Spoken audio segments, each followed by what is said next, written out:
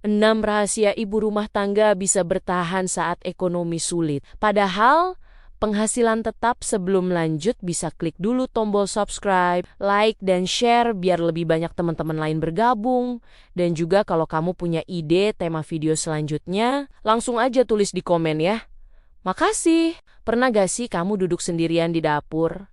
Malam hari, rumah sudah agak sepi, anak-anak tidur, suami juga sudah istirahat. Lalu kamu buka dompet atau aplikasi bank, dan tiba-tiba dada terasa berat. Bukan karena drama sinetron, tapi karena kamu mikir, kok uang rasanya cepat banget habis ya? Padahal penghasilan ya itu-itu aja. Gak berkurang, tapi juga gak nambah. Sementara harga beras naik pelan-pelan, tapi konsisten. Minyak goreng kadang turun, kadang naik, bikin emosi sendiri. Jajan anak sekarang rasanya lebih mahal dari jajan kita dulu waktu kecil. Kalau kamu pernah ada di fase ini, aku mau bilang satu hal dulu. Kamu nggak lagi gagal, kamu cuma lagi hidup di masa yang memang nggak mudah.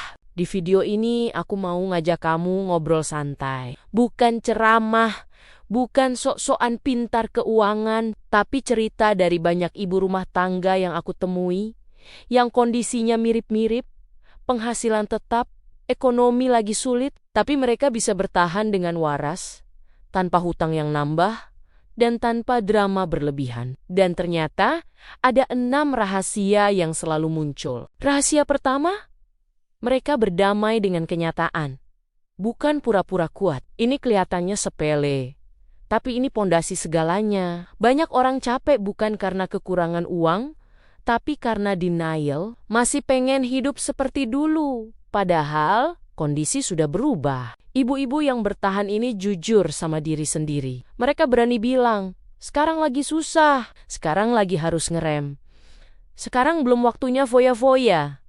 Contohnya gini, dulu tiap akhir pekan makan di luar. Sekarang diganti masak spesial di rumah. Bukan karena gak mampu, tapi karena lagi prioritas. Ada ibu yang cerita, awalnya dia sedih karena nggak bisa belanja bulanan seperti dulu, tapi setelah dia terima kenyataan, justru hatinya lebih ringan karena berhenti membandingkan hidupnya dengan orang lain. Dan sejak itu, stresnya berkurang, pengeluarannya juga ikut berkurang. Rahasia kedua, mereka belanja pakai logika, bukan emosi. Ini nih, jebakan paling sering. Capek dikit belanja, sedih dikit belanja, lagi kesel sama anak scroll marketplace, tiba-tiba check out. Ibu-ibu tangguh ini bukan gak pernah tergoda juga, tapi mereka punya rem. Contoh nyatanya sederhana, sebelum belanja, mereka bikin daftar, dan yang dibeli cuma yang ada di daftar. Kalau lihat barang lucu di luar daftar, mereka tanya ke diri sendiri, ini butuh atau cuman pengen? Kalau jawabannya pengen, ditunda. Biasanya ditunda sampai besok. Dan lucunya, besoknya sudah nggak pengen lagi. Ada yang cerita, dulu tiap ke minimarket selalu keluar uang lebih.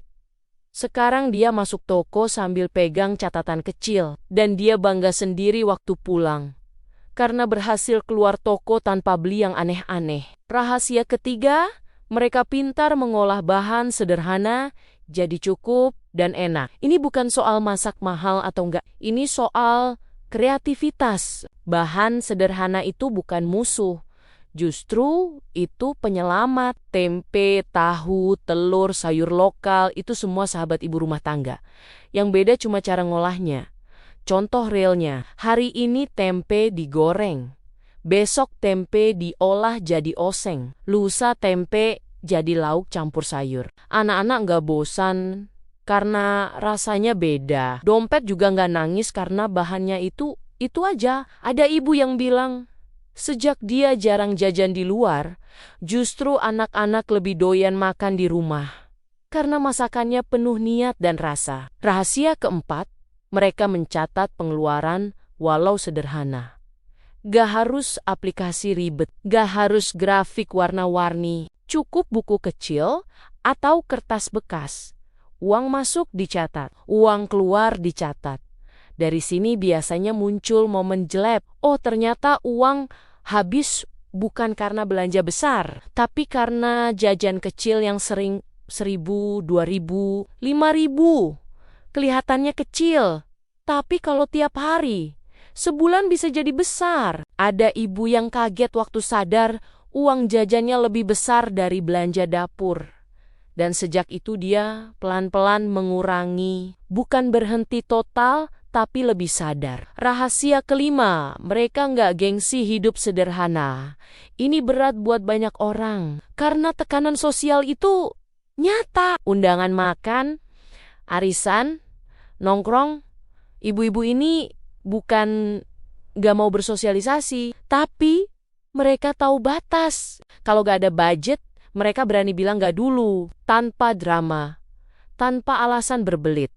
Dan anehnya, dunia gak runtuh. Teman tetap teman, yang benar-benar peduli akan mengerti. Ada ibu yang bilang, sejak dia berhenti maksa ikut gaya hidup orang lain, tidurnya lebih nyenyak. Karena gak ada lagi beban, ingin terlihat mampu. Rahasia keenam, mereka menjaga mental dan emosi. Karena keuangan itu erat banget sama perasaan. Orang yang capek emosinya, gampang belanja nggak sadar. Orang yang stres, gampang nyari pelarian. Ibu-ibu yang bertahan ini sadar kalau hatinya tenang, dompet lebih aman. Mereka cari bahagia sederhana. Ngobrol sama anak, minum teh sore, denger lagu lama, ketawa bareng keluarga. Hal-hal kecil ini kelihatannya nggak ada hubungannya sama uang. Padahal hubungannya besar, karena hati yang cukup bikin kita nggak terus merasa kurang. Jadi kesimpulannya gini, bertahan di masa ekonomi sulit itu bukan soal siapa yang paling kaya, tapi siapa yang paling bisa menyesuaikan diri. Kalau kamu hari ini masih berusaha, masih mikir, masih mau belajar ngatur, itu artinya kamu ibu yang kuat. Gak perlu sempurna, gak perlu instan, pelan-pelan aja. Karena ibu rumah tangga yang hebat itu bukan yang hidupnya selalu lapang, tapi yang tetap berdiri, walau kondisi lagi sempit. Demikian, terima kasih sudah mendengarkan cerita ini. Sampai ketemu lagi di cerita-cerita berikutnya. Tetap semangat ya ibu-ibu semua.